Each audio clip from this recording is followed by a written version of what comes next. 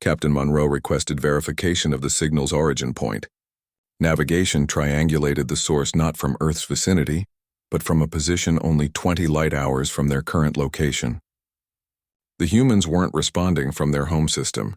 They were already operating deep in galactic space, positioned at some previously unknown forward deployment point.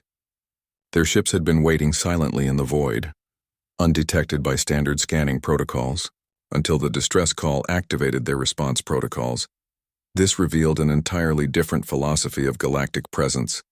While other civilizations concentrated their forces around core systems and required days or weeks to deploy, humanity maintained response fleets positioned throughout known space. Their strategy prioritized rapid intervention over territorial defense, mobility over fixed infrastructure. The Aurora's crew struggled to process this sudden shift from absolute hopelessness to potential salvation. They had expected rescue to come from established powers with massive fleets, not from a species many considered primitive Deathworlders who had only recently joined the galactic community. The communications officer established a stable link with the human fleet, his console displaying technical specifications that defied conventional ship design principles. Their vessels showed energy signatures optimized for sustained high-speed travel rather than combat power, suggesting their primary function was rapid transit rather than offensive capability. The humans transmitted updated planetary defense schematics and recommended civilian protection protocols, their data packets containing practical survival advice rather than tactical boasting. Captain Monroe authorized continuous communication with the responding fleet, her voice carrying a mixture of caution and renewed hope. The bridge crew watched their displays with a strange combination of professional curiosity and personal relief. They were witnessing something unprecedented in galactic relations, a rescue operation mounted without conditions, without negotiations, without any apparent self-interest. The silent stars had finally answered the distress call, not with empires and fleets, but with humans who asked nothing in return for risking their lives. Admiral Kate Sullivan's flagship New Horizon dropped from transit space with a ripple of distorted light. 36 other vessels followed in tight formation, their arrival marked by the sharp flare of deceleration thrusters rather than any dramatic energy signature. The human fleet positioned itself between the Aurora's edge and the planet, creating a temporary barrier against the swirling darkness enveloping Xerion 7. Their ships showed functional, angular designs marked by visible patchwork repairs and scorch patterns along their hulls. These were not the polished warships of galactic powers. They showed the wear of constant readiness. Sullivan opened a channel to Captain Monroe, her voice calm amid the building tension. She explained their fleet operated from hidden forward bases positioned at strategic points throughout the galaxy. These were not military installations, but rapid response depots, containing prefabricated components and supply caches. Human engineering teams could assemble entire fleets from stored modules within hours, maintaining permanent readiness without declaring territorial claims. Their strategy relied on mobility and preparation rather than fixed defenses. The vessel designs reflected their purpose. Each ship carried reinforced cargo bays instead of heavy weapons emplacements. Their armor prioritized deflection over absorption, allowing higher speed at the cost of combat endurance.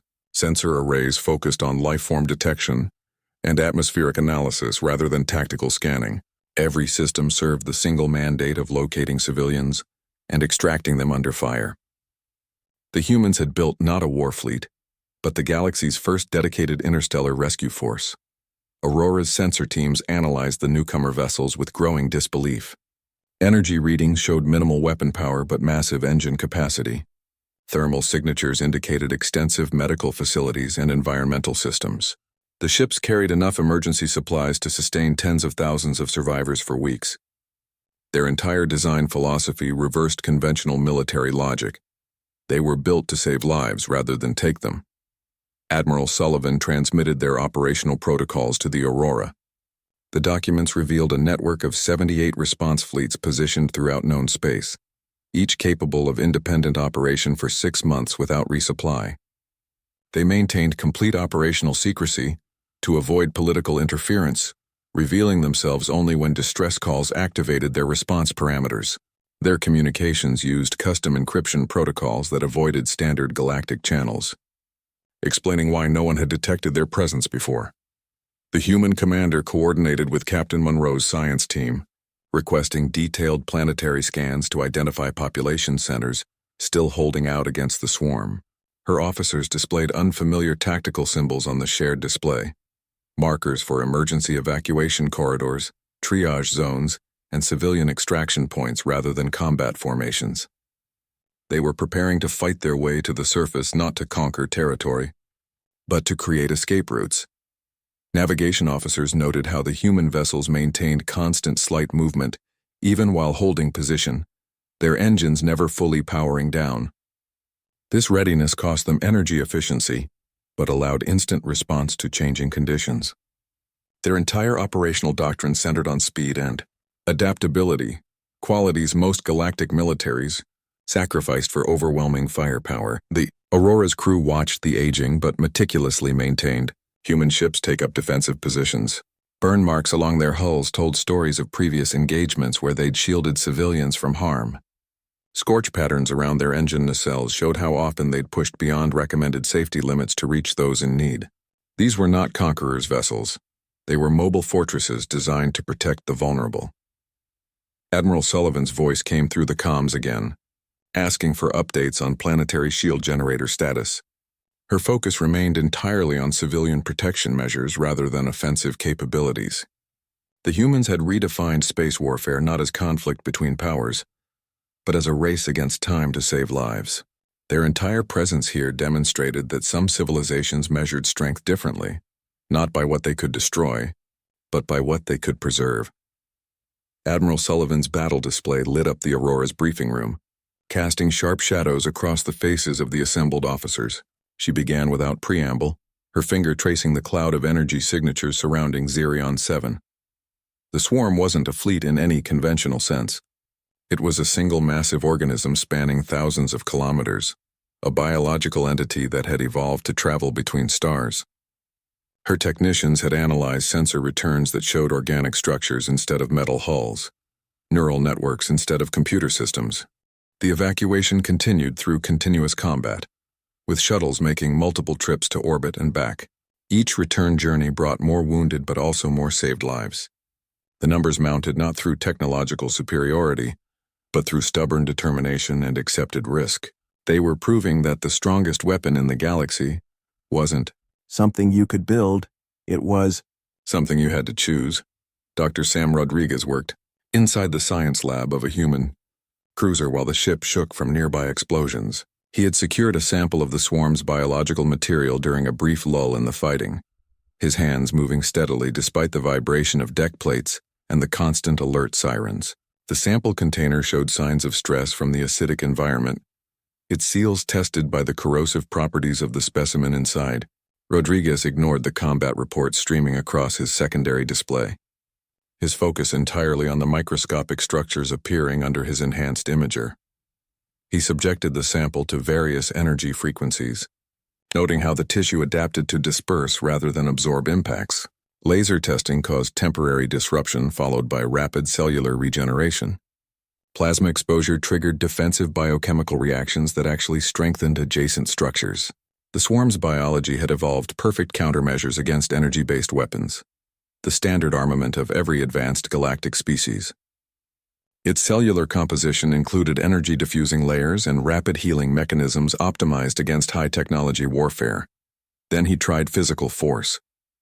A simple scalpel cut through the tissue with minimal resistance, leaving a clean incision that showed no regeneration. Basic projectile testing demonstrated even more dramatic results. Bullet impacts created permanent damage channels where tissue necrotized instead of healing.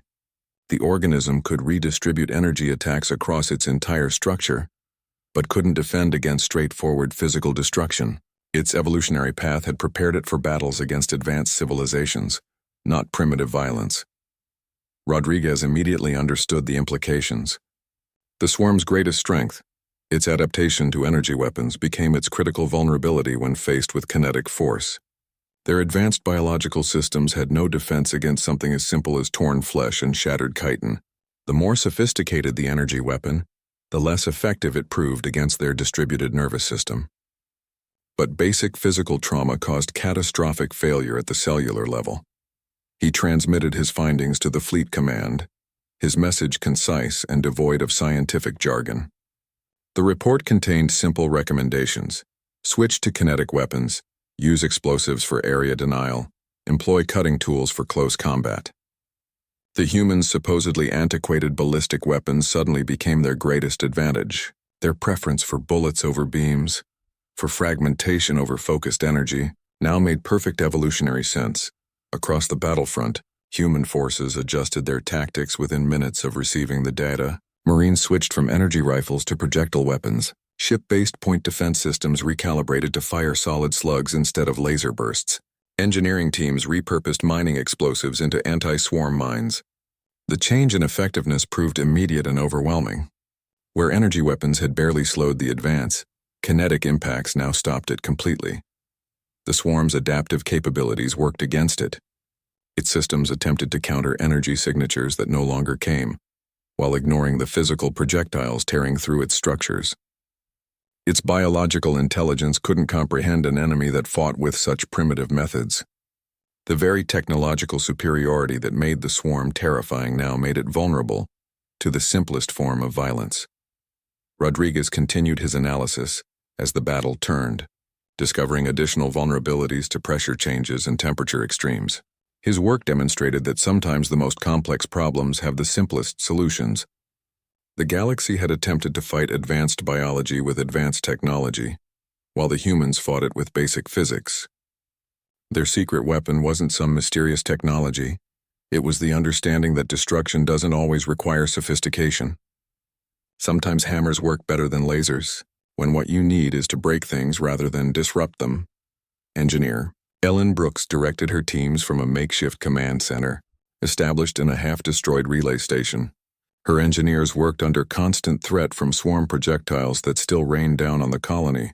They prioritized repairing planetary shield generators despite ongoing combat, understanding that restored defenses would save more lives than individual protection measures.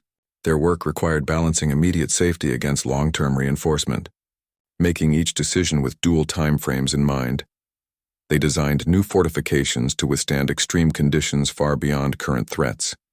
Structures received reinforced foundations that could resist seismic activity, and triple reinforced roofing, capable of handling hurricane-force winds. The engineers applied standards developed on Earth where environmental catastrophes occurred regularly. Their designs assumed future attacks would come in different forms, so they prepared for multiple disaster scenarios simultaneously. This approach created defenses that could adapt to unknown threats rather than just counter known ones. The reconstruction philosophy blended emergency response with strategic improvement. Damaged power systems were replaced with more robust networks, featuring redundant distribution pathways. Communication towers received upgraded transmitters with extended range and hardened components. Water treatment facilities were rebuilt with additional purification stages and backup reservoirs. Each repair became an opportunity to upgrade the colony's overall resilience. Beyond its original specifications, Brooks' teams worked with combat units to create defensive positions that served both immediate and future needs. Temporary barriers were designed to become permanent fortifications with minor modifications. Evacuation routes were widened to accommodate emergency vehicles, while also serving as future transportation corridors. This dual-purpose approach maximized the value of every construction effort during the crisis. They turned recovery into a continuous improvement process rather than a simple return to previous conditions. Xerion 7 began transforming from vulnerable colony to fortified stronghold. New shield generators provided overlapping coverage with automatic failure redistribution. Underground shelters connected through reinforced tunnels allowed safe movement during attacks. The colony's infrastructure evolved to handle both civilian needs and defensive requirements simultaneously. This transformation occurred while fighting continued just kilometers from construction sites. The human approach to crisis response became clearly visible through these efforts. They didn't just extract survivors and retreat. They stayed to rebuild what had been destroyed, reinforcing it against future threats. Their commitment extended beyond immediate rescue to long-term protection. This reflected their planetary experience where disasters required not just survival but improved preparedness for next time. Engineering teams worked alternating shifts between combat support and construction duties. Soldiers provided security for construction sites, while engineers reinforced defensive positions. This collaboration created a continuous cycle of improvement even during active engagement. The lines between military and civilian functions blurred into unified survival efforts. The reconstruction followed principles tested through centuries of terrestrial disasters. Structures were built to exceed expected stress levels by significant margins. Systems included multiple backup options and fail-safe mechanisms. The humans applied lessons learned from earthquakes, hurricanes, and other planetary catastrophes to space-based threats. Their experience with unpredictable environments informed every design decision. This work demonstrated the fundamental difference in human crisis philosophy. They viewed protection as an ongoing process rather than a one-time intervention. Their goal wasn't just to save lives today, but to ensure those lives remained safe tomorrow. The colony's transformation showed how temporary measures could become permanent. Improvements through careful planning and execution. They were building a future where Zerion 7 would never experience this level of vulnerability again. Each repaired structure, each upgraded system, each reinforced position represented a commitment to continuous protection. The humans fought the current battle while simultaneously preparing for the next one, understanding that true security required both immediate action and long-term planning. Their work proved that rebuilding during conflict wasn't just possible, it was essential for creating lasting safety. This was no invasion force. It was a parasite that consumed entire ecosystems, converting biological matter into more of itself. The swirling patterns around the planet weren't ships, but extensions of a single consciousness.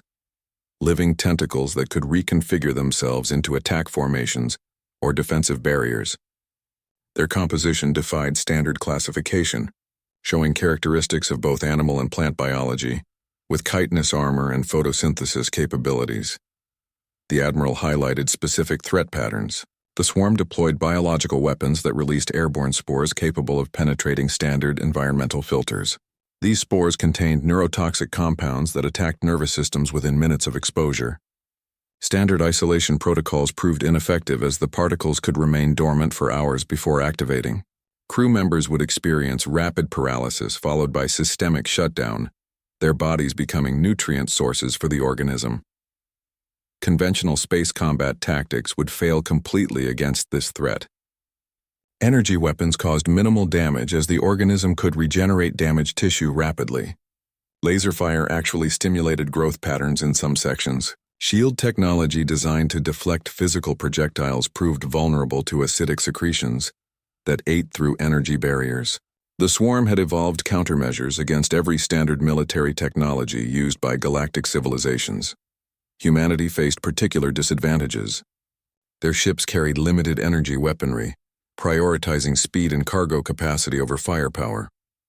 Their biological makeup made them vulnerable to the swarm's toxins, unlike silicon-based life forms who might resist the neurological attacks. Their technology relied on electronic systems that the swarm's electromagnetic emissions could disrupt. They were entering a fight where their strengths meant little, and their weaknesses could prove fatal.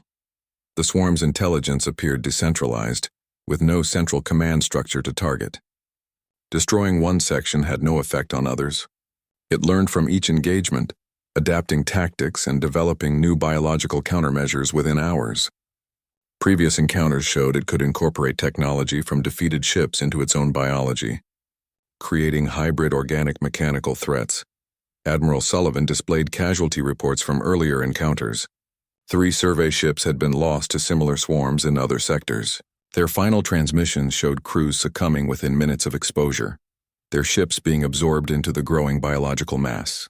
The swarm didn't just kill, it assimilated technology and biological matter into its expanding structure. Humans would have to fight at extremely close ranges, where their limited weapons could achieve maximum effect. This meant exposing themselves to the very biological agents that could eliminate entire crews in minutes. Their survival would depend on completely sealing their environmental systems and relying on internal oxygen supplies, a measure that gave them limited operational time before suffocation became a threat. This wasn't warfare as the galaxy understood it. They weren't fighting an enemy that sought territory or resources. They were confronting a biological process that consumed everything in its path, a force of nature that had somehow achieved space travel. The rules of engagement meant nothing to something that followed only the laws of consumption and growth. The Admiral concluded with the swarm's most terrifying characteristic, its communication method. It used quantum entanglement between its distributed parts, allowing instant coordination across the entire organism. There was no command node to destroy, no leadership to decapitate. The thing surrounding Xerion 7 was less a fleet than a distributed consciousness, a disease that had learned to swim between stars. The human fleet did not maintain defensive distance as standard tactical doctrine demanded. Instead, they accelerated directly into the swarm's outermost tendrils, closing to engagement ranges that made the Aurora's tactical officers instinctively recoil from their displays. Their ships moved forward like predators closing on prey, ignoring the conventional wisdom that valued standoff distance and gradual attrition. This wasn't a failure of strategy. It was a complete rejection of galactic combat principles. Their formations operated as integrated hunting packs rather than traditional battle lines. Smaller vessels with point defense systems positioned themselves around larger transport ships, creating moving bubbles of protected space. The pattern shifted constantly as ships exchanged positions, maintaining continuous fire coverage while advancing. They moved with the coordinated precision of a single organism, each vessel aware of its role in the larger pattern. Observers noted how their maneuvers avoided wasteful motion. Every course change served both offensive and defensive purposes. Simultaneously, the human fighters displayed none of the hesitation common in first engagements. Their attacks followed precise trajectories that maximized weapons' effectiveness against the swarm's biological structures. They targeted nerve clusters and nutrient distribution networks rather than simply firing at mass concentrations. Each shot served a specific purpose in the larger tactical framework. Their aggression seemed calculated rather than emotional, driven by thorough understanding of their enemy's weaknesses. Danger to individual ships appeared secondary to mission completion. A medical transport continued its landing approach even as swarm projectiles impacted its energy shields. Damage control teams worked openly on external hull breaches during combat maneuvers. The humans accepted risks that would have grounded other species' vessels immediately. Their priority remained creating safe passage to the planetary surface, not preserving their own operational integrity. One battleship demonstrated their resilience particularly clearly. The vessel designated Guardian cut through a dense concentration of swarm organisms, its frontal armor glowing orange from continuous impacts. Biological acid ate through outer plating, while repair teams welded temporary patches from inside. The ship maintained its course and speed despite visible structural damage, its weapons never ceasing fire. It performed like a living entity that refused to acknowledge injury until its task was complete. This approach to ship design reflected their planetary origins. Human vessels prioritized redundancy over elegance, with multiple backup systems for critical functions. Their engineering allowed continued operation even with massive damage. Galactic ships favored graceful lines and optimized efficiency, but human craft embraced brutal practicality. They were built to survive conditions that would shatter more advanced but fragile designs. The tactical displays showed why close engagement worked against this enemy. At point-blank range, their kinetic weapons achieved maximum effect against biological targets. Energy weapons that dissipated over distance became brutally efficient when fired almost directly into swarm structures.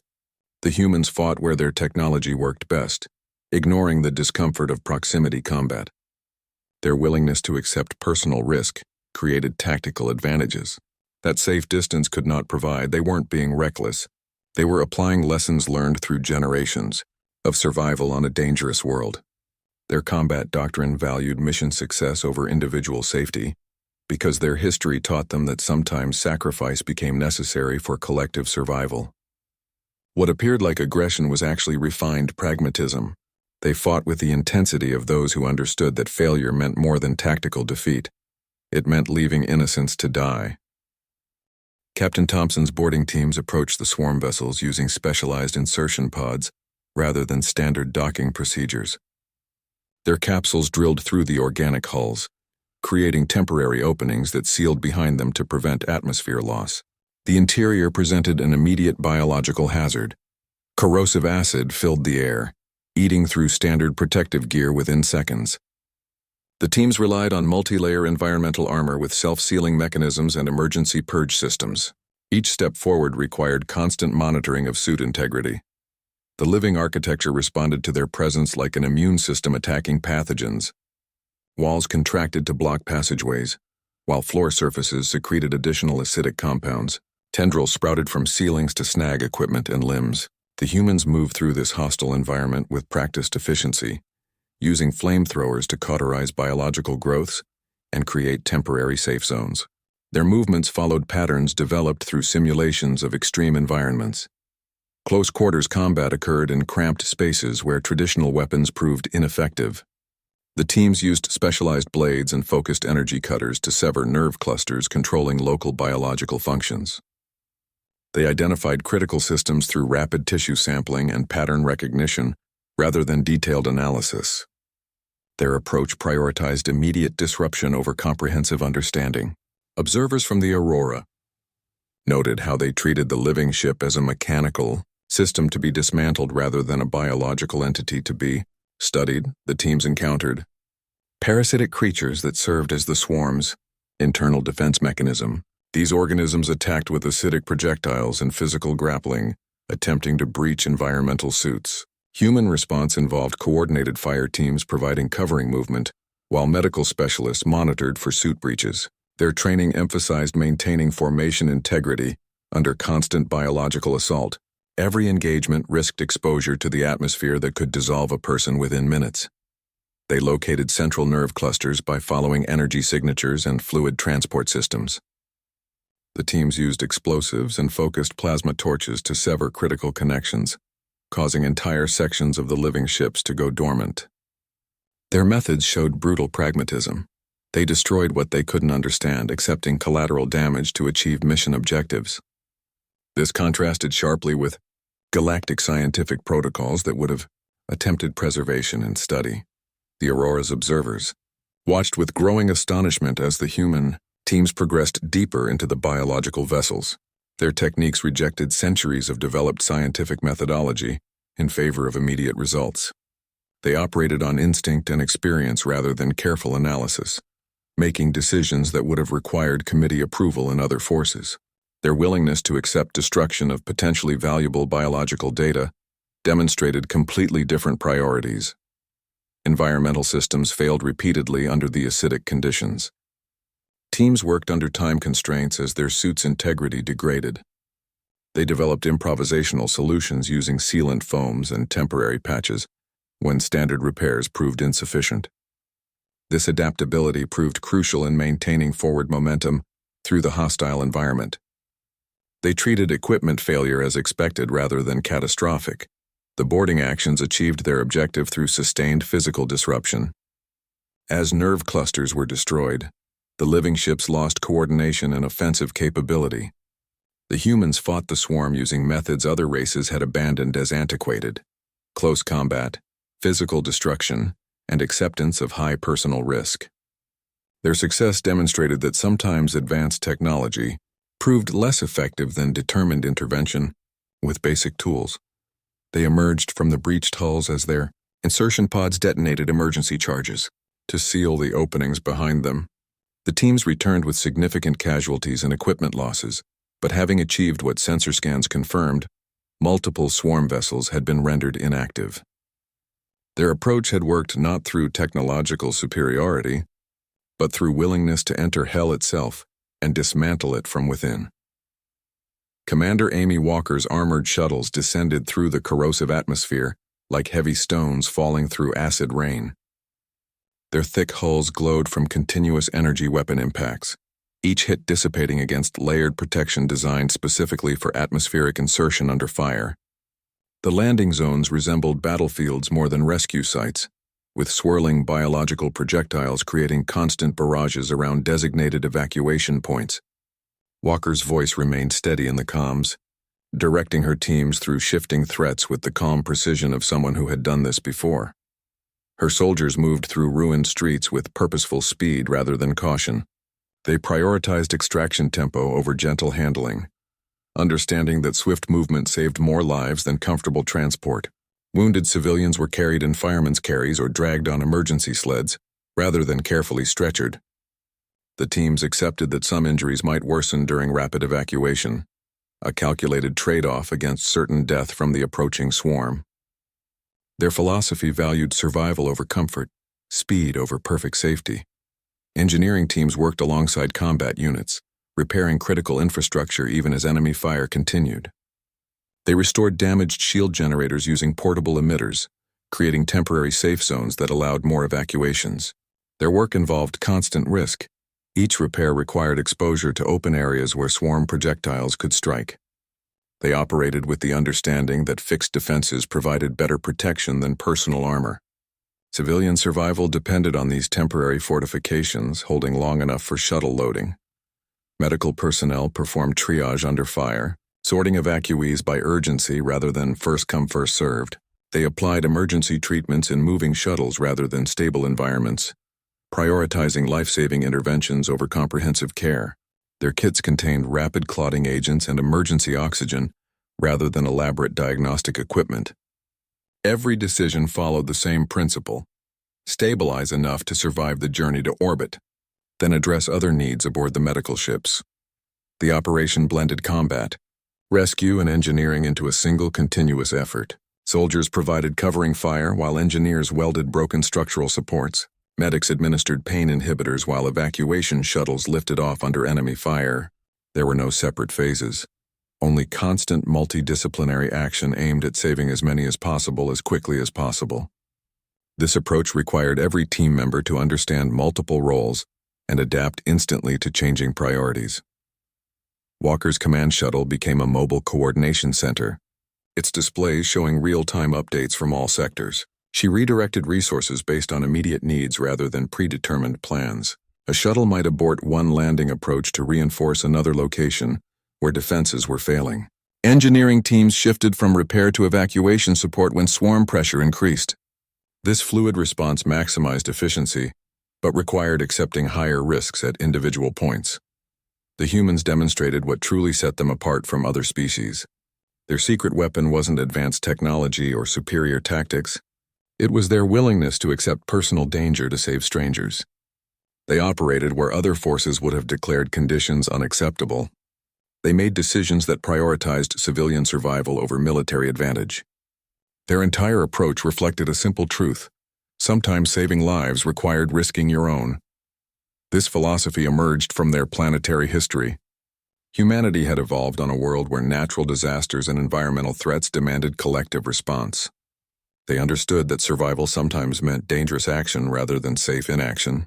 Their culture valued intervention over observation, action over caution. What other species saw as recklessness, they saw as necessary responsibility. The battle concluded not with formal surrender but with biological stillness. The last swarm vessels drifted inertly, their nervous systems severed by human boarding teams and kinetic weapons fire. As the New Horizons damage control teams assessed their own losses, the first diplomatic communications began arriving from the major galactic powers. Their messages carried the formal tones of interstellar bureaucracy, each transmission carefully crafted to acknowledge the victory while calculating potential advantages. The Altarian Council's offer arrived with intricate legal documentation attached. They proposed granting humanity exclusive mining rights to 3-star systems known for rare mineral deposits. Their analysts had calculated the estimated value down to the last credit, including projected yields over the next standard century. The proposal included detailed maps of resource concentrations and suggested operational timelines. It represented significant wealth and strategic positioning, exactly the kind of compensation galactic powers expected for military intervention. The Vegan Empire's approach focused on military collaboration. Their high command offered advanced technology sharing and mentorship programs for human officers. The package included training exercises with their elite forces and preferential access to their naval shipyards. This would have elevated humanity's military standing dramatically, providing capabilities that would normally require generations to develop independently. Their diplomats emphasized the long-term strategic benefits of such an alliance. Admiral Sullivan reviewed each offer with her command staff, her expression unchanged throughout the presentations. She listened to the detailed explanations of benefits and opportunities, her eyes occasionally scanning the casualty reports still coming in from medical bays. When the last ambassador finished their pitch, she declined with the same calm tone she used for battle commands. There would be no mining rights accepted, no technology transfers, no strategic alliances formed from this operation. Her explanation was simple and direct. We came here because people needed help. Now that they're safe, our job is done. The statement hung in the air, its simplicity contrasting sharply with the complex offers just presented. She didn't elaborate on moral philosophy or ethical principles. She simply stated the facts as her people understood them. The galactic representatives struggled to process this response. Their entire political systems operated on transactional relationships where aid always carried expected returns. Emergency response frameworks included detailed compensation schedules and obligation matrices. The concept of unconditional assistance existed only in theoretical models, not practical interstellar relations. Their databases contained no protocols for this situation. Power brokers attempted to reframe the offers, suggesting alternative forms of compensation or modified agreements. They presented scaled-down versions of the original proposals, thinking perhaps the humans found the initial terms too generous. Each revised offer met the same quiet refusal. The conversation became increasingly strained as fundamentally different value systems collided.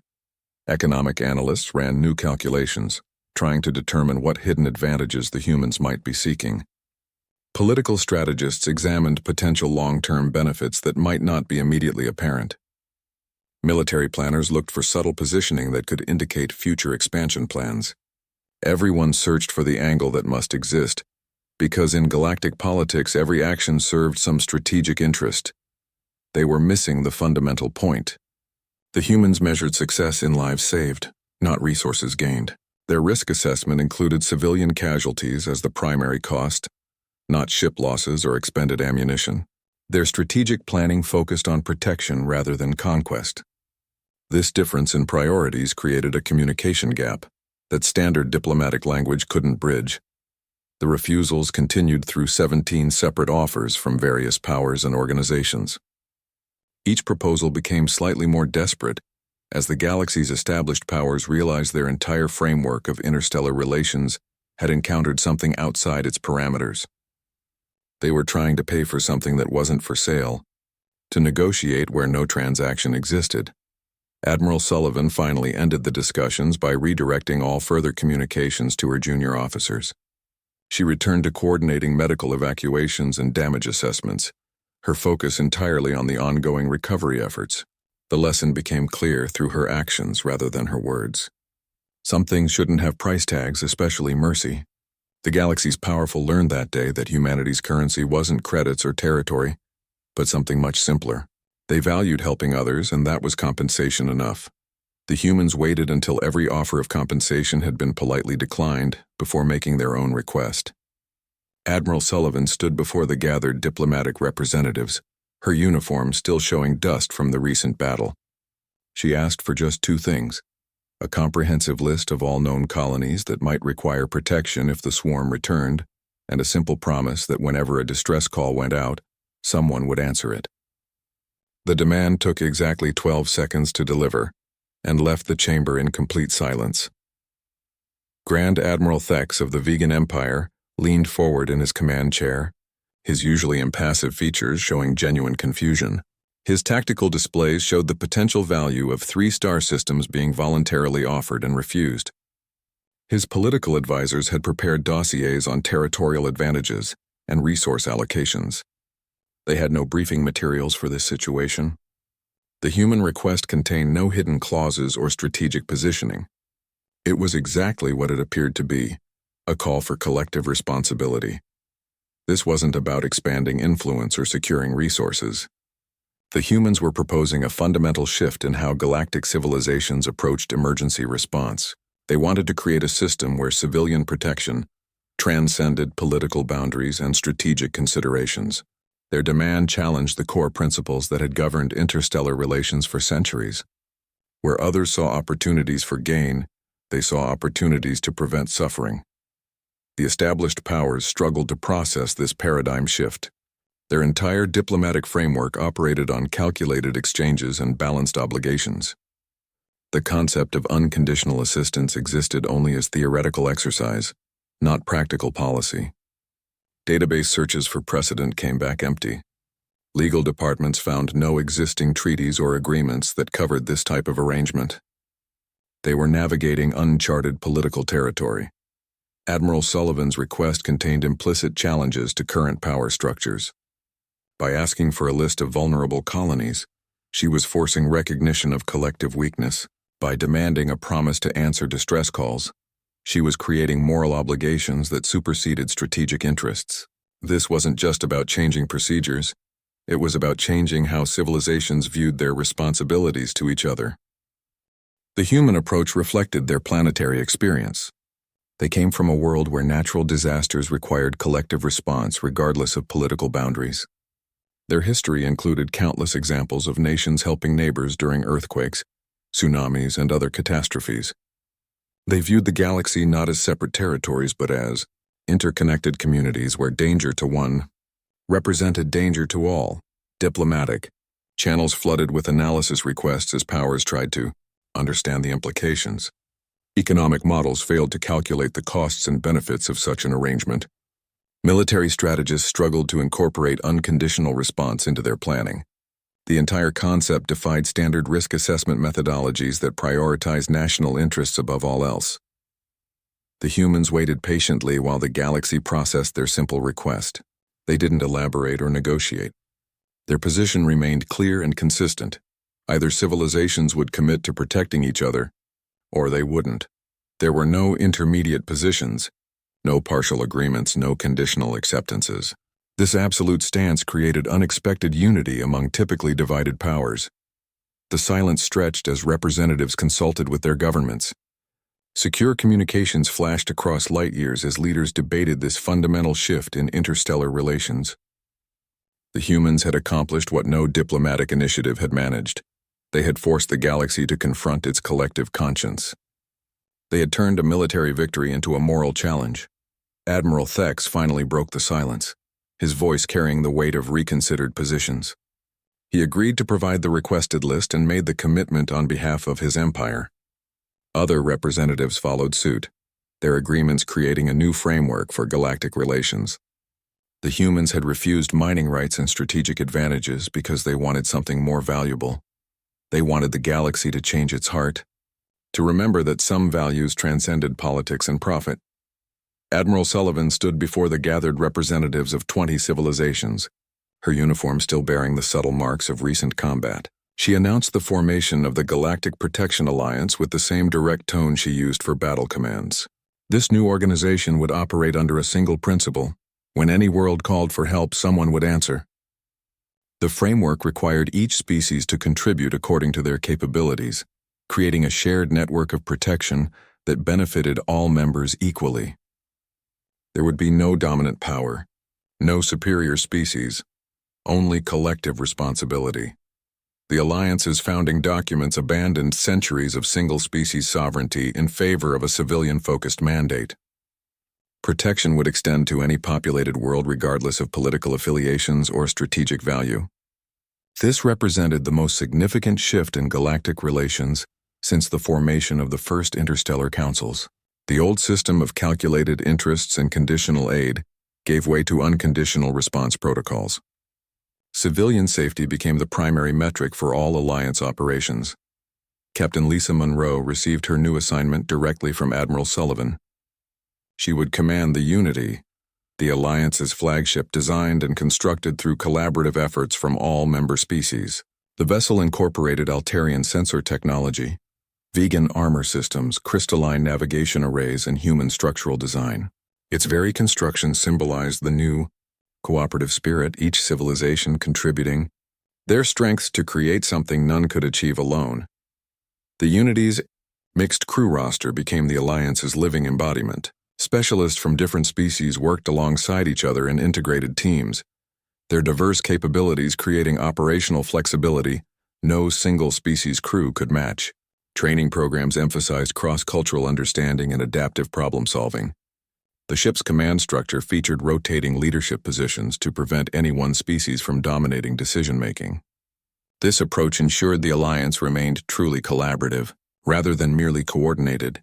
The alliance's operational doctrine focused on rapid response and civilian protection above all other considerations.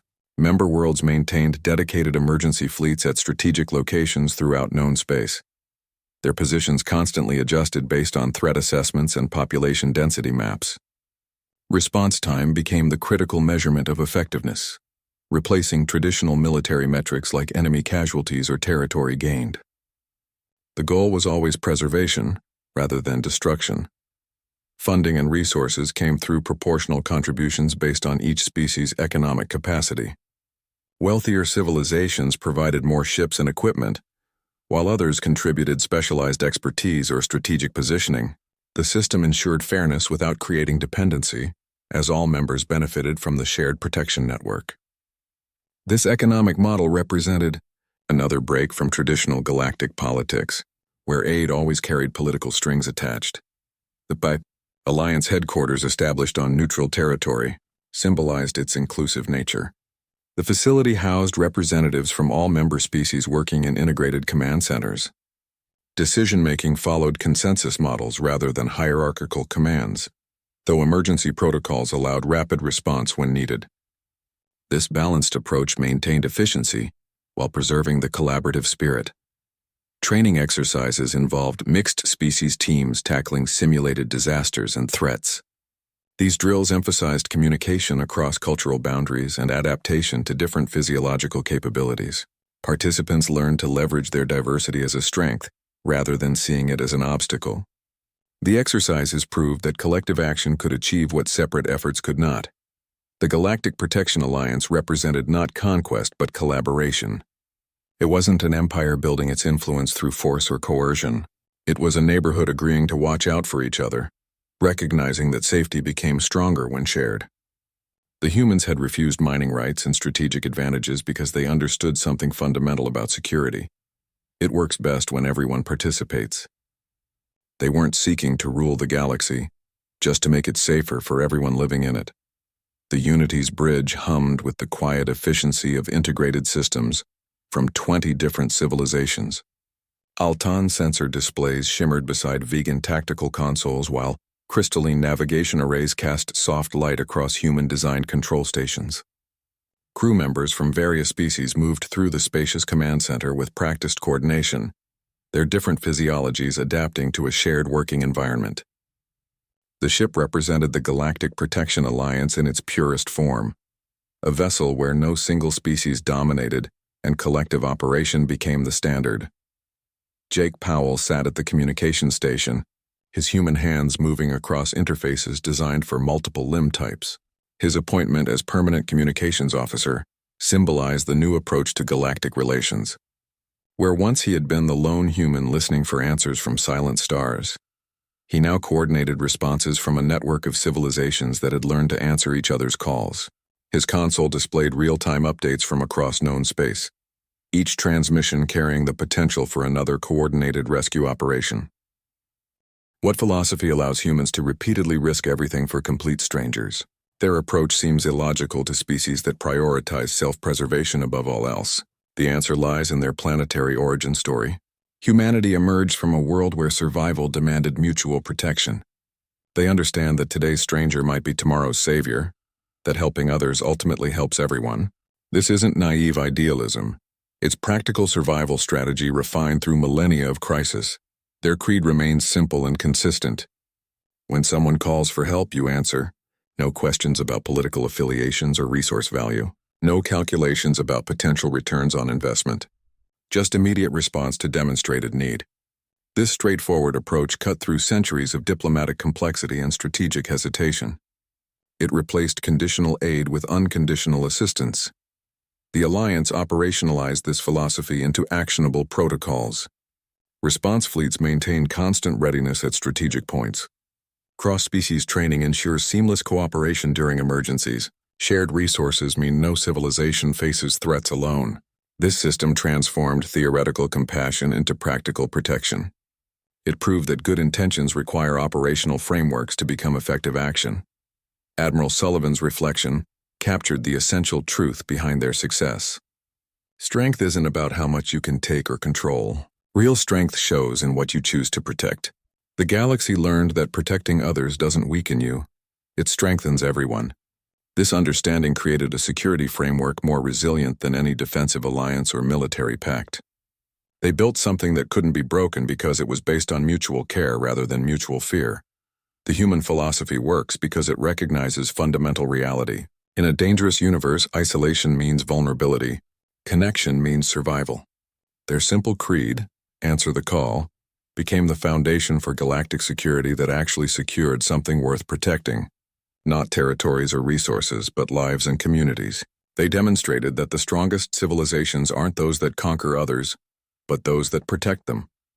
The silent stars remained, but no longer silent. Voices now answer from the darkness when civilizations call for help. This new reality was forged not by conquest, but by a simple choice to protect the vulnerable. The galaxy learned that true strength lies in collective action. Join the continuing conversation about humanity's unexpected role among the stars. Subscribe for more tales where hope arrives from surprising places. Remember this: the strongest response to danger isn't always a weapon. Sometimes it's just the willingness to help and the courage to answer. The stars were silent when 3 million lives cried for help. Every major galactic power refused aid, citing strategic concerns and impossible distances. Then a voice crackled through the void, not from Earth, but from a human response fleet already en route. They weren't coming from home. They were already out here waiting for the call. The Aurora's edge moved through the silent edge of known space like a scholar in a vast library. Its multi-species crew monitored stellar nurseries and gravitational anomalies. Their work focused entirely on understanding the universe's quiet patterns. Captain Lisa Monroe stood on the bridge, her eyes scanning the latest cosmic radiation readings. Her command prioritized discovery over defense, knowledge over confrontation. The ship represented the galaxy's peaceful ideals, a floating institute of learning rather than a weapon. Then the emergency transmission cut through their scientific calm. It wasn't the usual structured data stream, but a raw, desperate plea. A voice broke through the static, reporting complete defensive collapse on Zerion 7. 3 million civilians were trapped on the surface as unknown attackers systematically dismantled their protection systems. The transmission detailed failing shield generators and overwhelmed evacuation routes. Each word carried the weight of impending catastrophe. The bridge transformed instantly. Science stations became tactical displays as officers rerouted power from research systems to communications and sensors. Captain Monroe's posture shifted from observer to commander, her voice cutting through the sudden tension with clear, urgent orders. She directed her crew to verify the signal's origin while assessing their own capabilities. The Aurora carried minimal defensive systems, enough to handle micrometeoroid impacts, not planetary invasions. They faced an impossible decision. Their mission charter explicitly prohibited military intervention, requiring them to maintain neutrality in galactic conflicts, yet the distress call showed no military targets, only civilian centers under siege. Navigation plotted the course to Zerion 7, 36 hours at maximum sustainable speed. Every minute spent debating meant more lives lost planetside. The communications team began scanning nearby space, hoping to find other vessels that had received the same transmission. They detected only silence from the surrounding sectors. No military patrols, no merchant convoys, no other research vessels. The Aurora stood alone against a crisis far beyond its design parameters. This moment captured the galaxy's central tension, the conflict between peaceful principles and practical action. Captain Monroe's crew represented civilizations that had outlawed warfare, believing advanced societies evolved beyond violence. Now they confronted the reality that some threats didn't respect philosophical boundaries. The ship's sensors finally isolated the attack signature, surrounding Zerion 7 unknown. Energy readings wrapped the planet like a suffocating blanket, with patterns that defied conventional analysis. Whatever was happening down there involved technology or biology unlike anything in their databases. Captain Monroe made her decision. She ordered course correction towards Zerion 7 while keeping all scientific instruments active. If they couldn't fight, they would witness. If they couldn't save, they would record. Their peaceful mission had just become the front line of a galactic emergency, and 3 million lives depended on a ship built for study, not salvation. The Aurora's communications array broadcast the distress call across all 7 standard diplomatic channels. Each transmission carried the raw desperation from Xerion 7, the collapsing shield frequencies, the civilian casualty estimates, the urgent requests for immediate assistance. Captain Monroe stood by the main display, watching the outgoing signals ripple through subspace. She expected responses within minutes. The galaxy had protocols for this exact scenario. The first reply came from the Alaran Council. Their message arrived crisp and formal, bearing the official seals of their high command. They expressed deep regret, but stated all available combat vessels were engaged in border security operations 3 sectors away. Their assessment concluded redeployment would require 72 hours minimum, too late to affect the outcome on Xerion 7. The message included detailed deployment charts and resource allocation summaries. It was impeccably documented, thoroughly reasoned, and utterly useless. Next responded the Crystalline Collective. Their communication shimmered into existence as light patterns rather than audio. Translation software converted their intricate luminosity into carefully measured language. They cited the immense distance between their home systems and Xerion 7, a journey that would take even their fastest ships nearly 5 days. Their analysis showed intervention would be logistically impossible without catastrophic energy expenditure. The message concluded with poetic expressions of sorrow and hopes for peaceful resolution. Even the Vegan Empire, known for its massive fleet and aggressive expansion policies, declined involvement. Their military command dispatched a terse strategic assessment, stating the Xerion system fell outside their designated spheres of influence. The transmission emphasized that diverting resources would create vulnerabilities along their core trade routes. They attached 30 pages of tactical computations and risk analysis matrices. Every calculation pointed toward non-intervention as the optimal strategic choice.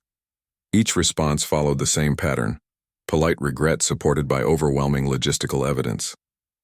The messages used different languages and formatting conventions, but shared the same underlying calculus. They measured lives against resources, mercy against strategy, and found mercy wanting. Captain Monroe watched her communications officer archive each refusal without comment. The hope that had flashed across the bridge when they first sent the calls now faded like a dying star. The political realities of the galaxy became painfully clear. Major powers maintained enormous fleets, but deployed them only for direct strategic advantage. Borders mattered more than bystanders. Resource allocation followed cold equations rather than moral imperatives.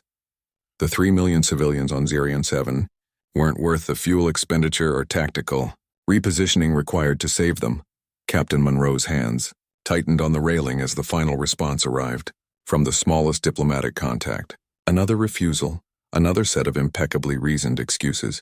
The distance between stars suddenly felt irrelevant compared to the distance between compassion and action. The galaxy had built magnificent civilizations capable of incredible technological achievements, but had forgotten how to answer a simple cry for help. The bridge fell silent except for the steady hum of the Aurora's engines pushing them toward certain doom. They were 28 hours from Xerion 7 now, alone against an unknown threat.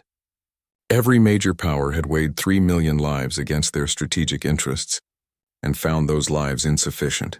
Communications Officer Jake Powell adjusted his headset, his fingers moving across the console with practiced precision. He had monitored the silent channels for hours, watching the steady stream of rejections from every major power, his ears strained against the background hum of subspace static, searching for any signal that hadn't arrived through official diplomatic bands.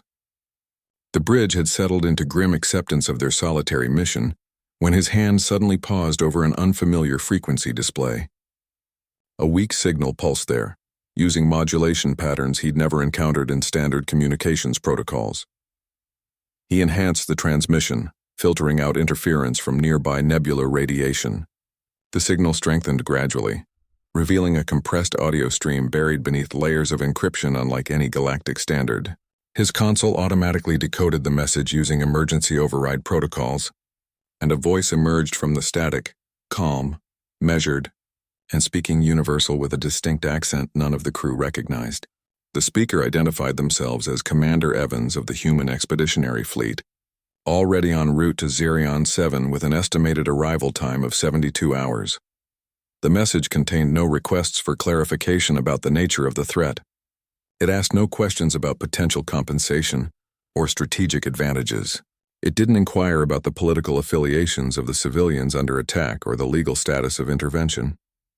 The transmission simply stated their course and velocity, provided a brief tactical update about their approach vector, and ended with 3 words that hung in the air of the suddenly silent bridge. Hold fast, help is coming. The crew's diversity created operational strengths no single species vessel could match. Altan officers processed complex sensor data, with neural structures optimized for pattern recognition. Vegan engineers maintained systems with precision born of mechanical affinity. Human team leaders coordinated actions using crisis management skills honed through planetary disasters. Each species contributed unique capabilities that complemented others' limitations. This integration turned potential weaknesses into collective advantages. Training simulations revealed how these differences enhanced performance. During emergency drills, mixed species teams solved problems 30% faster than homogeneous groups. Their varied perspectives identified solutions that would escape groups thinking along singular cultural lines. The Unity's crew demonstrated that historical divisions could be overcome through shared purpose and structured collaboration. They proved that cooperation wasn't just morally preferable, it was practically superior. Captain Monroe commanded this diverse crew with a leadership style that balanced species-specific needs with unified objectives. Her orders considered different physiological requirements and cultural backgrounds while maintaining clear operational goals. She created an environment where varied approaches could coexist without conflict, where differences became assets rather than obstacles. Her bridge became a model for the Alliance's broader philosophy of inclusive cooperation. The galaxy began redefining its concept of neighborhood through this new model. Physical proximity mattered less than commitment to mutual protection. A civilization on the far edge of known space could now rely on assistance from allies light years away, because all had pledged to answer distress calls regardless of distance or political alignment. Safety became a shared responsibility rather than an individual concern. This transformation originated from a single rescue mission that revealed both the failures of the old system and the potential of the new. The Zerion 7 incident demonstrated that isolated civilizations couldn't protect themselves against galactic-scale threats. It also showed that cooperation could achieve what separation could not. The Unity served as living proof that different species could protect each other more effectively than they could protect themselves. The ship's ongoing operations continued to validate this approach. Its mixed crew handled emergencies with efficiency that surprised even the Alliance's founders.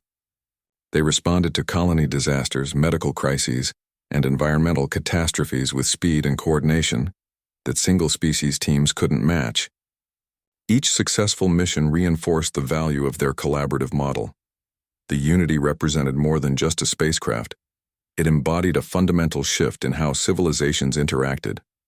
Its crew members came from worlds that had once viewed each other with suspicion or outright hostility.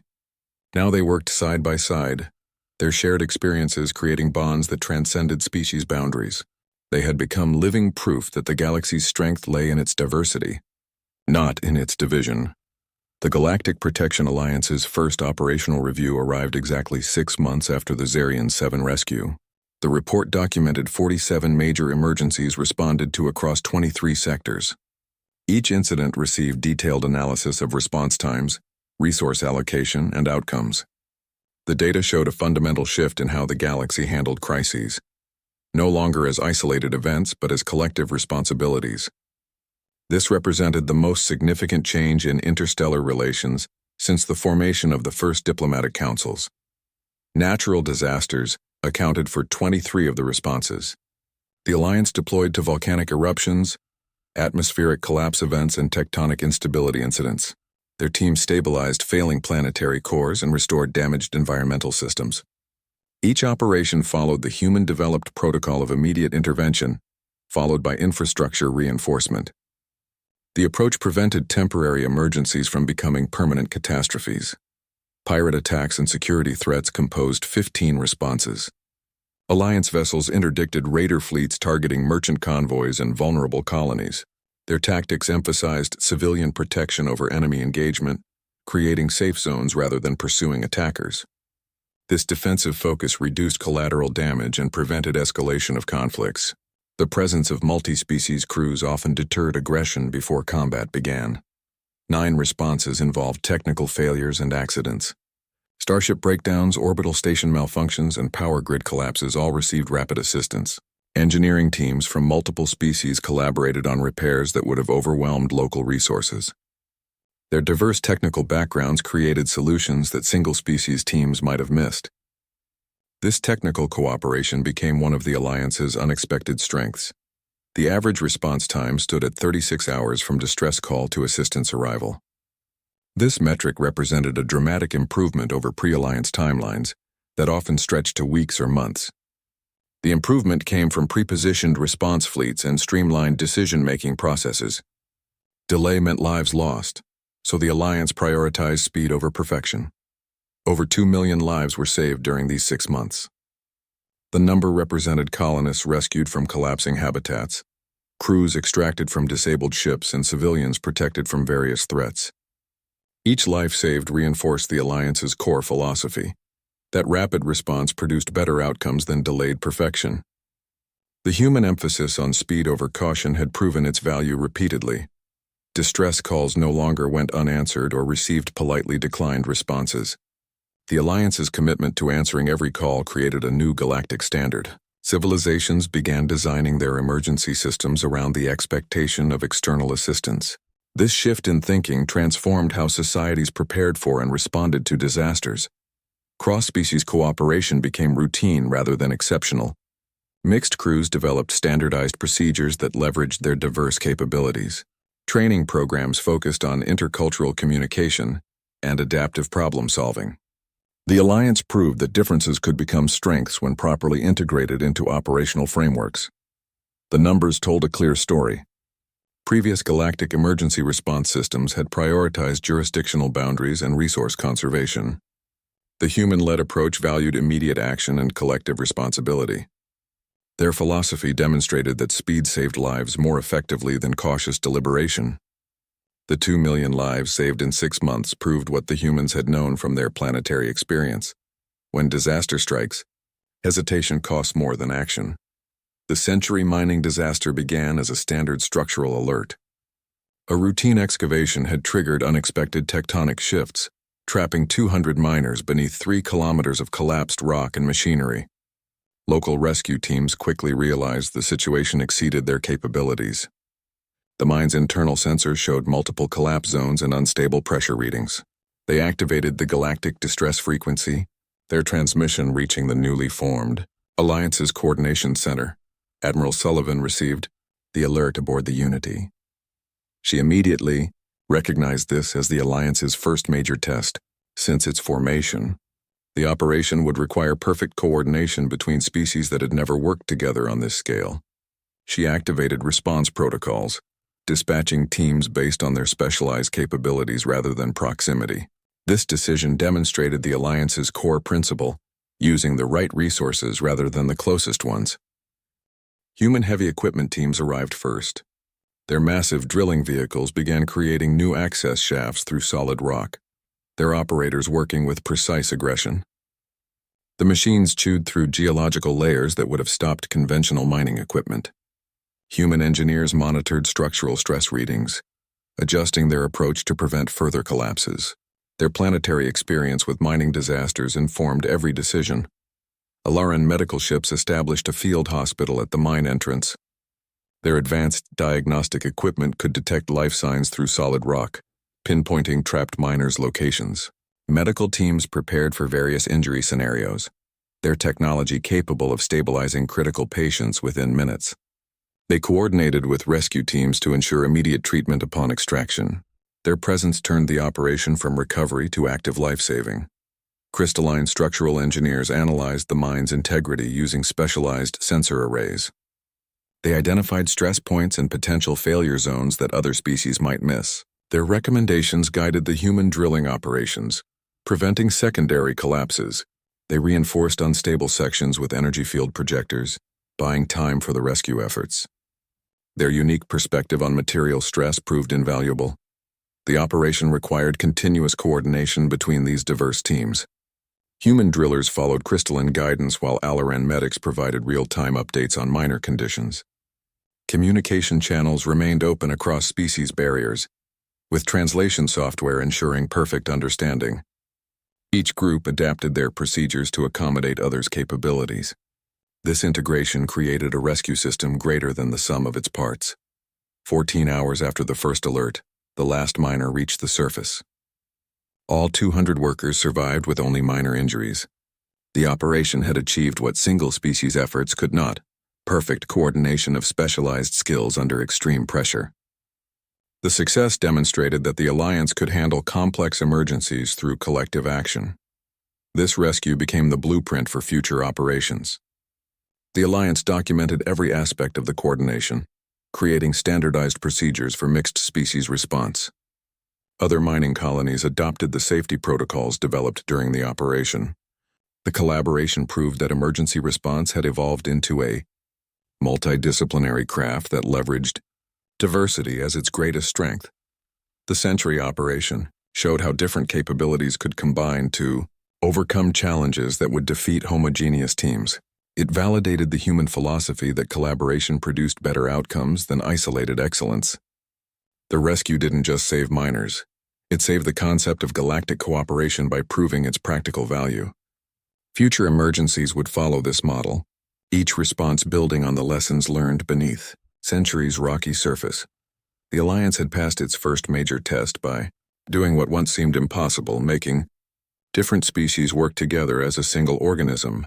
Their success came not from superior technology or overwhelming force, but from perfected coordination. They had created a new way to face disasters, one that recognized that some threats required many hands, many minds, and many hearts working together.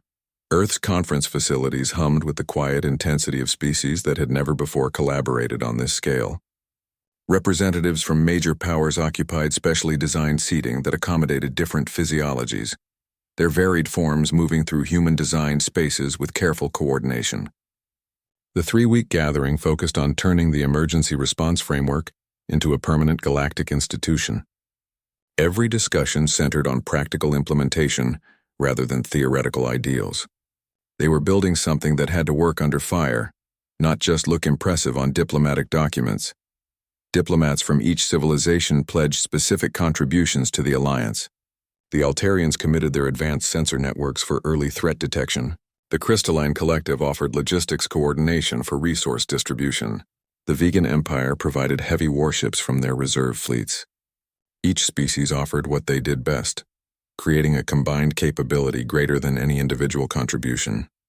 The agreements followed the human principle of proportional giving. Each civilization contributed according to its capacity, and all benefited equally from the shared protection.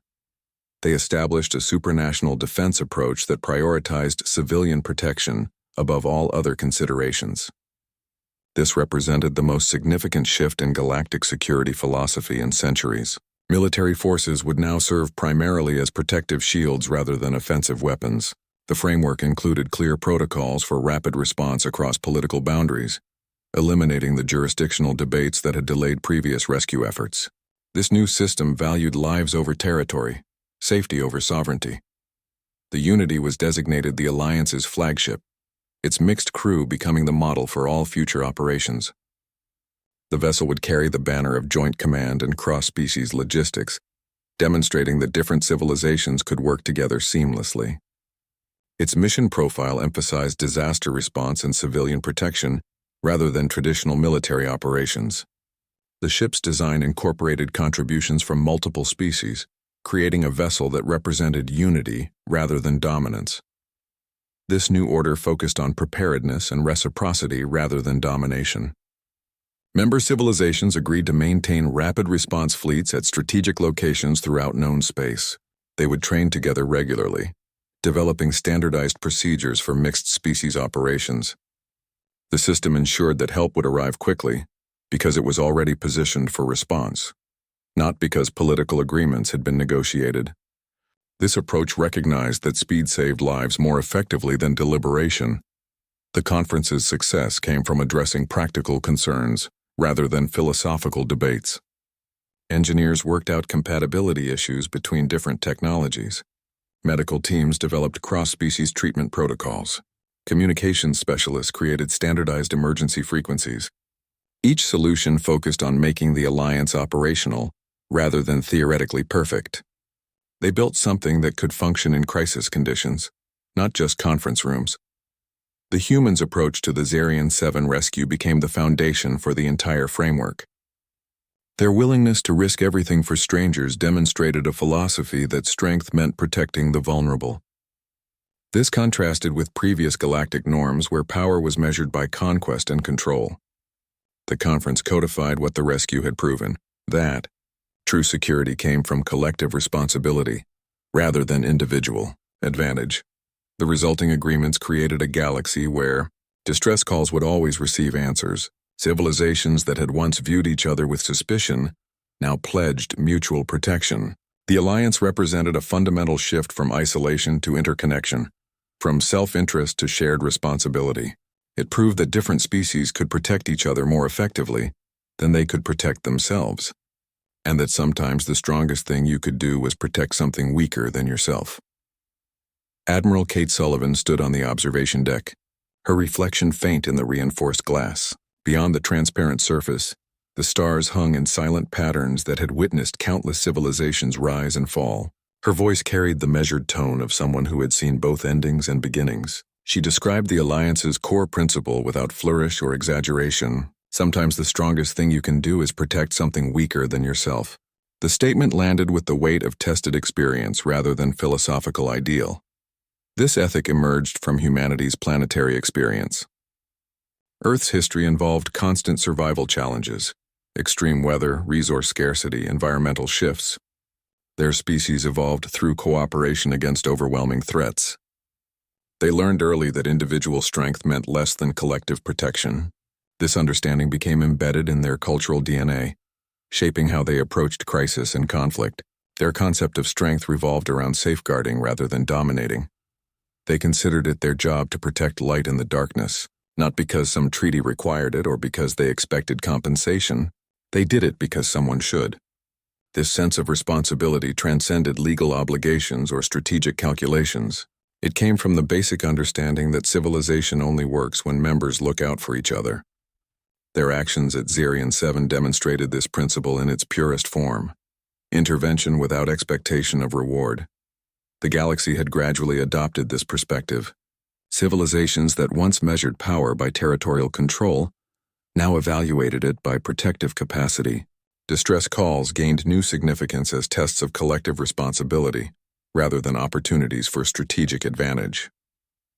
The alliance framework turned separate species into interconnected communities, where safety became shared rather than solitary. This shift represented the most significant change in interstellar relations in centuries.